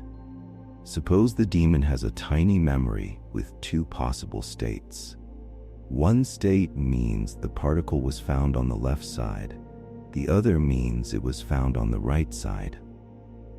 After one cycle of Szilárd engine, the demon's memory contains the answer. That answer allowed the engine to extract a little useful work. But now the demon is no longer in its original ready state. It carries a record. If the demon only performed the experiment once, perhaps this would not seem like a problem. It would finish the cycle and keep the memory forever. But an engine is interesting because it can repeat. A working engine must return to a condition from which it can begin again. The particle must be ready. The box must be ready. The measuring device must be ready. The demon's memory must also be ready. If the memory remains filled with old results, the demon either needs unlimited storage or it must erase what it has recorded. Unlimited storage is not a solution for a physical machine.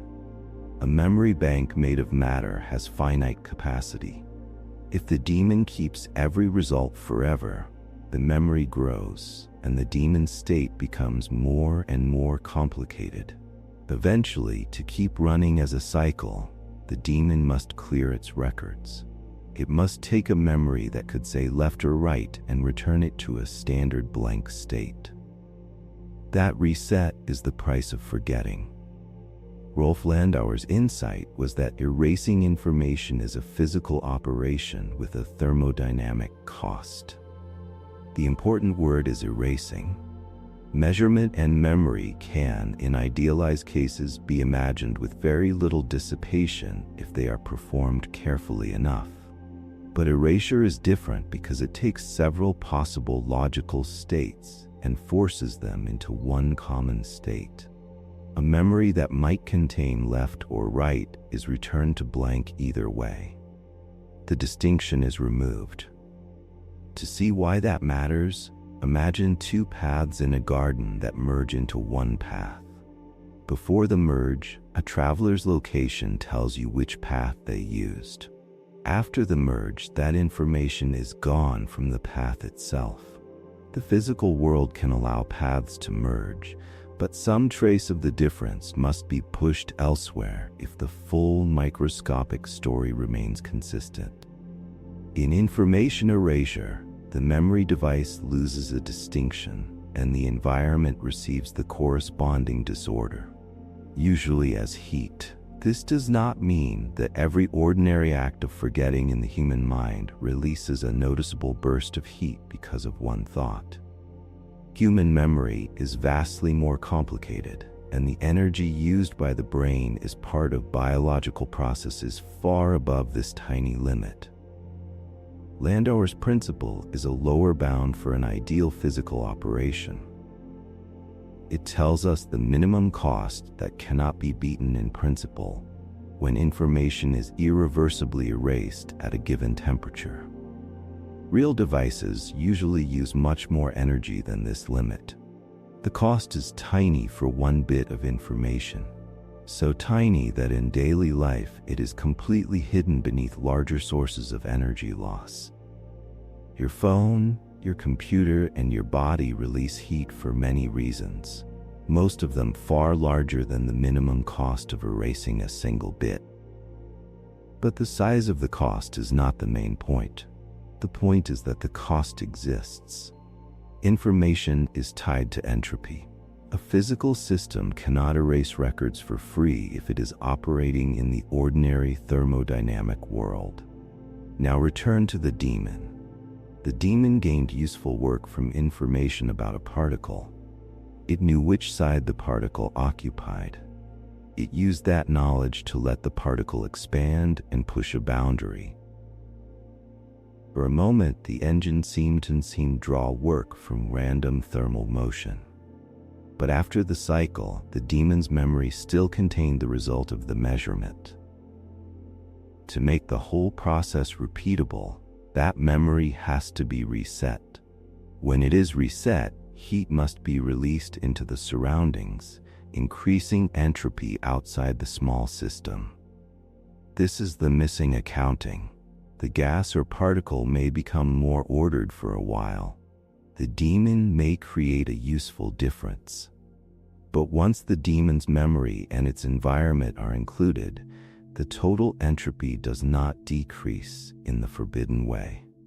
The entropy saved in one place is paid for elsewhere. The demon does not escape the second law.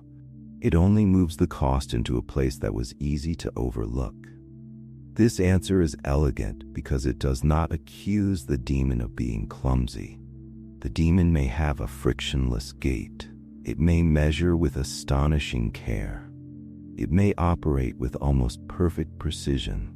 The difficulty remains because a repeatable demon must prepare itself for the next measurement. A cycle must close. The memory must return to the same blank condition if the device is to start again. That return is where the bill arrives. The word forgetting has a special meaning here. In ordinary life, forgetting can feel passive, as though something simply fades. In thermodynamics, erasure is active in a deeper sense. A memory in one of several possible states is forced into a single chosen state. This compression of possibilities is what creates the cost. The device becomes simpler, but the environment becomes slightly more disordered. The lost distinction does not vanish into nothing. It is dispersed into microscopic degrees of freedom, often as a tiny amount of heat. This is why Maxwell's demon became so important to the physics of computation. Computers constantly store, change, copy, and erase information. Most computer operations today waste far more energy than the fundamental limit, mostly because real materials have resistance, switching losses, and practical imperfections. But Landauer's principle reveals something deeper than engineering inefficiency. It says that information processing belongs to physics. Computation cannot be separated from heat, matter, and entropy. There is also a hopeful side to the principle. If erasure is the unavoidable problem, then some operations can be designed to avoid erasure. This idea led to the study of reversible computation, where information is transformed in ways that preserve enough of the past state to avoid logically irreversible steps. Such machines are difficult to build in practice, and they do not remove all real-world losses, but they show how carefully the connection between logic and thermodynamics must be treated. For Maxwell's demon, the message is clear. The demon's knowledge is valuable, but it is not free. Every useful record must be stored in something. Every storage system has a physical state. Every repeating cycle eventually confronts the question of what to do with old records. When those records are erased, entropy is produced. The demon can sort, measure, and act, but it cannot forget without consequence. This turns the demon from a threat into a teacher. It seemed to break thermodynamics by using information to create order. Instead, it revealed that information itself must be included in thermodynamics. The old boundary between knowledge and matter became softer. A thought, a record, a bit, a measurement, a memory state, all of them are carried by the physical world. They can influence the flow of energy, and they must obey the rules of that same world. The price of forgetting is therefore one of the quietest and most profound ideas in modern physics. It says that even the removal of a tiny distinction has a cost. Even a blank memory is not merely empty, it is a prepared physical state. To make room for a new answer, the old one must be cleared, and clearing it sends a whisper of heat outward into the universe. As the chapter closes, we can let this idea become gentle. You do not have to hold every record of the day. Some thoughts can fade, some worries can loosen, and the mind can settle into its own quiet reset. The universe keeps its accounts in ways far too small to feel. And for now, it is enough to rest while the demon learns that even forgetting has weight. Chapter 9. Why the demon cannot win. The demon fails in the end because physics does not judge one small part of a process alone. It judges the whole closed story. For many chapters, the demon has looked strangely successful. It can watch the motion of particles. It can open a gate at the right moment. It can use a measurement to guide a tiny engine. It can create a warmer side and a colder side, or allow a single particle to push a boundary in a useful direction. If we look only at the gas, or only at the particle in the box, The demon seems to have found a quiet path around the second law of thermodynamics. But a law of thermodynamics cannot be tested by hiding part of the machine outside the picture. The gas is not the whole system. The gate is not outside nature. The measuring device is not outside nature. The demon's memory is not outside nature.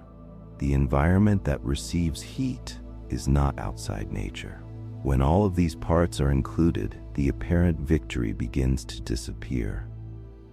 This is the central reason the demon cannot win. It can make one region look more ordered, but it must do so by becoming involved with that region. It must measure, record, decide, move a physical part, and prepare itself to measure again. Each step belongs to the same physical universe as the gas. There is no special place where the demon can stand without being counted. The second law allows local decreases of entropy. This is worth saying carefully because it prevents a common misunderstanding. A refrigerator can make its inside colder. A living body can build and repair complex structures. A crystal can grow into an orderly shape. A person can clean a room. These events create order in one place, yet they remain consistent with thermodynamics because the larger process sends heat and disorder somewhere else. The total accounting is what matters. Maxwell's demon is similar. The demon may lower the entropy of the gas by sorting particles or by using information to extract work from thermal motion. That local result is not automatically forbidden. The problem appears only if the demon claims to do this while leaving everything else unchanged. Once the demon's physical memory and operating cycle are included, the missing entropy cost returns. The word cycle matters. A single event can leave a record behind. A demon might measure one particle, use that information once, and then stop. The record remains inside the demon or its device. The process has not returned everything to its starting condition. An engine, however, must be repeatable. It must return to a ready state and run again. If the demon is to keep working, old records must eventually be cleared, and the measuring apparatus must be restored. That restoration is part of the cost. This is where the earlier idea of forgetting fits into the full resolution. Erasing a memory is not a mere disappearance. It is a physical process that takes a device with several possible records and returns it to one standard state. In the standard analysis, that operation releases heat into the surroundings and increases entropy there. The demon can gain something from information during the sorting or expansion step, but it pays when the information must be erased so the cycle can begin again. This does not mean that the demon was foolish. It means that the original picture was incomplete. The demon did teach us something real. Information can be used to control thermal motion. A measurement can guide work extraction. A tiny engine can behave differently depending on what has been learned. These are not illusions. The illusion is the belief that the information-bearing system can be left out of the thermodynamic balance. Imagine a person trying to tidy a desk by moving every misplaced object into a closet. The desk becomes orderly. From the desk's point of view, the person has defeated mess. But the closet now carries the hidden cost. If the whole room is counted, the story changes. The analogy is imperfect because entropy is more precise than household mess, yet it captures the danger of looking at only the clean surface. Maxwell's demon cleansed one part of the physical story while loading the cost into another. The same idea can be seen in computation. A computer can process information, make decisions, and control machines with great precision. But a computer is made from physical parts. Its circuits switch between states. Its memory must be prepared, overwritten, cooled, and powered. Even ideal computation has thermodynamic limits when information is erased. Real computation has many additional losses. The clean logic on the screen is supported by heat flowing through material hardware. The daemon is a microscopic controller, and every controller has a body. It may be a creature in a thought experiment, a memory register in an engine, a sensor connected to a gate, or a carefully built device in a laboratory. Whatever form it takes, it cannot act without physical states changing. If it receives information, it must store that information somewhere. If it uses information, its action must be coupled to the system. If it repeats a cycle, it must return its own state to readiness. The controller becomes part of the thermodynamic system it hoped to outsmart. This is why the daemon cannot become a perpetual source of work. To make useful work from a uniform heat bath would require the whole machine to return to its initial condition while producing work and leaving no other change. The daemon seems to approach that dream by using information as a hidden tool. But after the full cycle is closed, the compensation appears in the memory, the apparatus, or the surroundings. The final result cannot be a net violation of the second law. There is a quieter way to say the same thing. The daemon can borrow order from information, but it cannot keep the loan unpaid.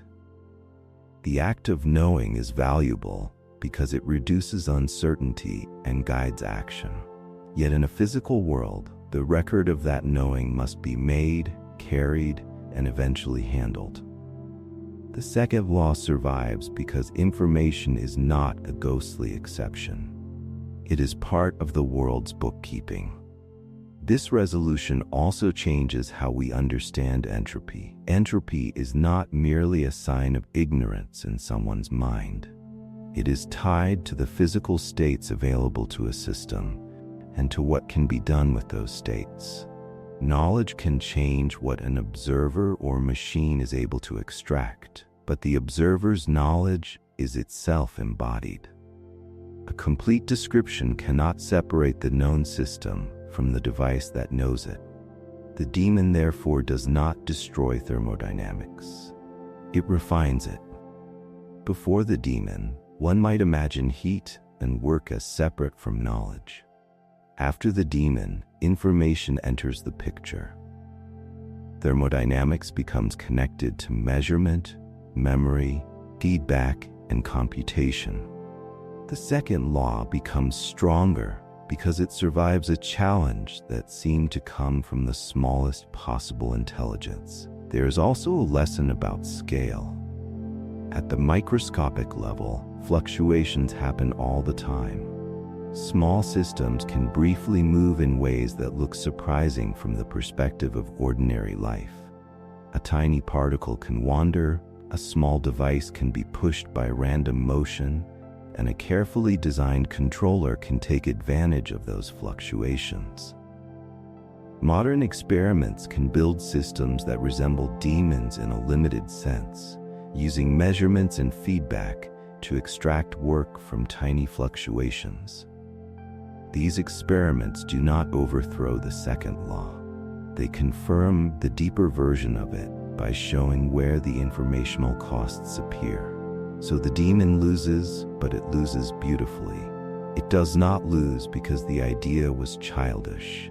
It loses because the idea was sharp enough to reveal what had been missing. It showed that the boundary between physics and information was never a true wall. It forced the world to ask how memory, measurement, and erasure fit into the flow of heat.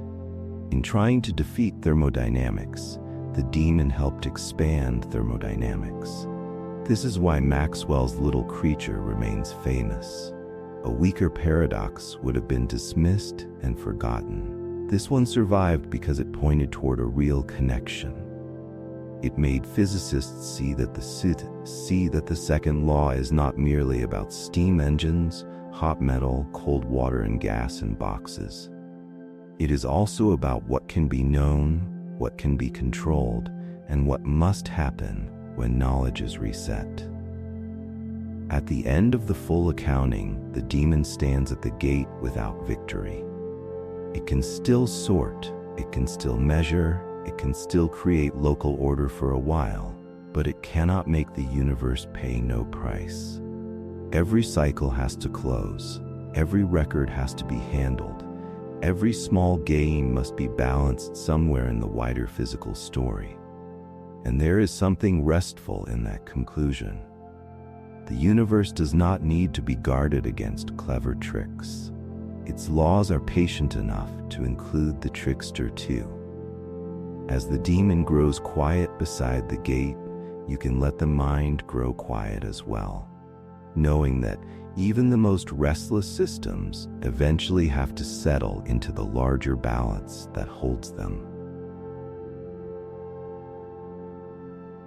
Chapter 10. The Universe Where Information is Physical. Maxwell's demon leaves us with a quiet but extraordinary conclusion. Information is not a ghost hovering above matter, but something carried by matter, limited by matter, and woven into the way the universe changes. At the beginning of the story, the demon seemed like a clever intruder. It watched molecules, learned which ones were moving in useful ways, and tried to build order from microscopic motion. For a while, it looked as though knowledge could slip through a loophole in thermodynamics. But the deeper lesson is more interesting than a loophole. The demon showed that knowledge itself must be placed inside physics. A measurement is a physical event. A memory is a physical arrangement. A decision is a change in a physical system that leads to another change. Information does not stand outside the world. It happens in the world. This idea can feel unusual because information seems so light in everyday life. A sentence can be spoken, typed, remembered, copied, translated, or forgotten, and through all those changes, something meaningful appears to remain. The same message can exist as sound in air, ink on paper, patterns of light on a screen, electrical states in a machine, or changing connections in a brain. Because the message can move between forms, it is tempting to think of it as separate from the material that carries it. Yet every version of that message requires a physical carrier. Without a mark, a signal, a state, a structure, or a living memory, the information has nowhere to be. A book is a simple example. The story inside it may feel abstract, but the book holds that story through arranged ink, paper, spacing, and symbols. Rearrange the ink, burn the pages, or let the writing fade, and the story becomes harder or impossible to recover from that object. The information was never floating independently of the physical pattern. It was embodied in the pattern. A computer works the same way, although its patterns are hidden in materials, circuits, charges, and magnetic or electronic states. A brain works differently again, through living tissue and chemical activity, but the principle remains. Information has to be held by something. This is the universe Maxwell's demon revealed. The demon does not merely ask whether a tiny creature can sort molecules. It asks what it means for anything to know anything. If a device measures a particle, some part of the device must change. If that device stores the result, that stored result has a physical state. If the device later erases the record, the erasure has thermodynamic consequences. The path from seeing to remembering to forgetting is a path through matter and energy. This does not make information less mysterious. In some ways, it makes it more profound. A pattern can have meaning while still being physical. A map is made of ink or pixels, yet it can guide a traveler through a city. A thermometer contains material whose state changes with temperature, yet it gives useful knowledge about the world. A seed carries molecular instructions that help shape a living organism, yet those instructions are written in chemistry. The physical nature of information does not remove its power. It explains how that power enters reality. In thermodynamics, information can affect what work can be extracted from a system. If a machine knows something about a microscopic state, it may act more effectively than a machine that does not. It can open a gate at the correct moment, place a boundary on the correct side, or choose a process that matches the condition it has measured. Knowledge can turn uncertainty into control, but control is never free from the controller. The measuring device, memory, and environment are all part of the same physical accounting. This is why the demon's defeat is not a simple failure. It is a transformation of the question. The old question was whether the second law could be broken by a being with perfect knowledge. The deeper answer is that perfect knowledge cannot be treated as weightless. The knowledge must be acquired and stored. The storing system must be prepared, maintained, and sometimes reset. Once that complete story is included, the second law remains intact, but it has become richer. It now includes the physical role of information. The consequences reach far beyond a tiny box of gas. Modern computing is built on physical information. Every calculation is carried by a system with actual states. Even when a program feels purely logical, it runs on matter. Switches change, charges move, heat is produced, memory is written and cleared. The ordinary warmth of a laptop or phone is a reminder that thinking machines are still physical machines. Logic has a thermal shadow. The same idea reaches into biology. Living things constantly gather and use information. Cells respond to chemical signals. Animals sense light, sound, pressure, scent, and temperature. Nervous systems turn signals into movement. Organisms survive partly because they are able to measure aspects of their surroundings and act in ways that preserve their structure. Life is full of feedback, memory, and control. It does not escape thermodynamics. It lives by moving energy through ordered systems and by sending waste heat outward. Information also appears in the physics of the very small. In quantum theory, the state of a system carries information about what can be observed and how outcomes are related. Measurement becomes a central part of the story because interacting with a quantum system can change what is physically available to be known later. This does not mean consciousness controls reality in a magical sense. It means that measurement is an interaction, and interactions have consequences. The old dream of a detached observer becomes harder to maintain. Knowing is always tied to some physical process of contact, correlation, and record. Even the study of black holes has been shaped by the question of information. When matter falls into a black hole, physicists ask what happens to the information about the matter's original state. The subject is complex and still connected to deep open problems, but its importance shows how far Maxwell's demon's lesson has traveled. Information is not merely a human convenience for describing nature. It may be one of the central quantities that any complete description of nature must respect. There is a beautiful shift here.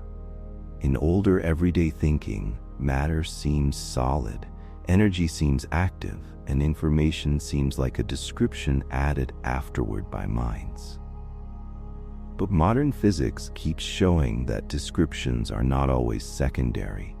The arrangement of a system can determine what it can do. The state of a memory can decide how an engine acts.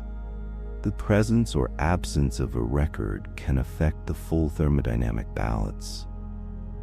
Information has become part of the architecture, one of the quiet forms in which reality organizes itself. This does not mean the universe is made only of information in a simple slogan-like way. Matter, energy, fields, space, time, and physical law remain essential. The safer lesson is more grounded and more powerful. Information is always carried by physical systems, and physical systems are constrained by thermodynamics. When information is copied, processed, protected, erased, or lost into the environment, those actions are part of the physical story. There is no separate kingdom where knowledge can act without cost. Maxwell's demon helps us see this with unusual clarity because it begins with such a small scene. A gate, a molecule, a watcher, a choice. The image is almost childlike, yet it opens into engines, computation, biology, quantum measurement, and the deep future of physics. It shows how a simple thought experiment can become a doorway into a whole century of ideas. The demon did not break the universe. It taught us to count more carefully, and perhaps that is the real beauty of the paradox. The second law survived, but it did not survive unchanged in our understanding. It became connected to memory. Entropy became connected to uncertainty and physical possibility. Heat became connected to computation. Forgetting became something with a price. The demon lost its battle, yet it gave physics a new language. In the end, information is physical because every message needs a medium. Every memory needs a state, and every act of knowing must happen somewhere. The universe is not only a collection of things moving through space. It is also a universe of patterns, records, correlations, and transformations. Some patterns last for a moment, some last for years. Some are written in stars, some in stone, some in living cells, and some in the quiet electrical activity of a mind listening in the dark. So as this final chapter settles, let the demon become small again. Let the gate close. Let the particles move without needing to be sorted. The lesson can remain soft and steady. Even knowledge belongs to nature, and nature has room for it. You do not need to hold every signal tonight. You can let the day release its records, let the mind grow quiet, and rest in a universe where even information has a place to sleep.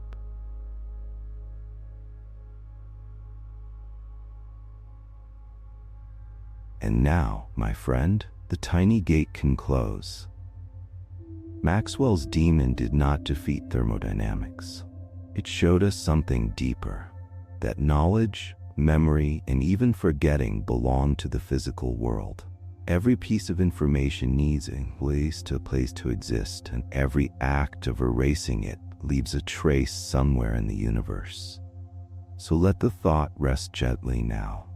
If you're still awake and would like to keep drifting through quiet science, you can choose another journey and let it carry you a little farther into the night.